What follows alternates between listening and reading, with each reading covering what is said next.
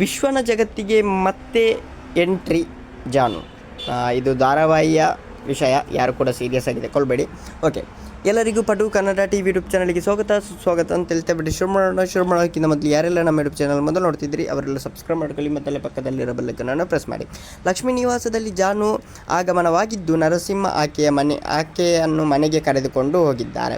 ಮತ್ತೊಂದೆಡೆ ಜಯಂತ್ ಜಾಹ್ನವಿಯ ನೆನಪಿಯಲ್ಲಿ ಹುಚ್ಚನಾಗಿದ್ದು ಶಾಂತಮ್ಮನನ್ನು ಮರಳಿ ಕರೆಸಿಕೊಂಡು ನಿರ್ಧರಿಸಿದ್ದಾನೆ.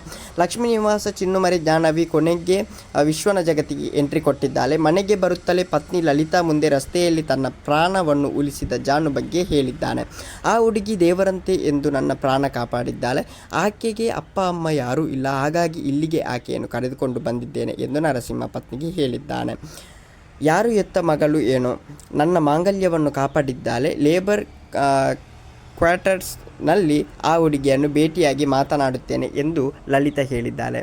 ಆ ಹುಡುಗಿ ತುಂಬ ನೊಂದಿರುವಂತೆ ಕಾಣಿಸುತ್ತದೆ, ಹಾಗಾಗಿ ನಾನು ಆಕೆಯ ಬಗ್ಗೆ ಹೆಚ್ಚು ವಿಚಾರಿಸಲಿಲ್ಲ. ನೀನೊಮ್ಮೆ ಆ ಹುಡುಗಿಯನ್ನು ಭೇಟಿಯಾಗುವಂತೆ ಪತ್ನಿ ಲಲಿತಾಗೆ ನರಸಿಂಹ ಹೇಳುತ್ತಾನೆ.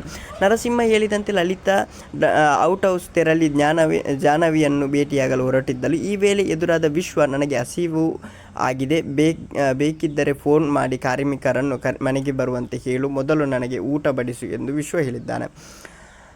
ಮುಂದೇನಾಗುತ್ತಂತ ನೋಡೋಣ. ಅಲ್ಲಿವರೆಗೆ ಲೈಕ್ ಶೇರ್ ಸಬ್ಸ್ಕ್ರೈಬ್ ಮಾಡಿ ಅಂತ ಹೇಳ್ತಲ್ಲ. V so much. ಮತ್ತೆ ಜಾನು ಬಂದಿದ್ದಾಳೆ. ಓಕೆ.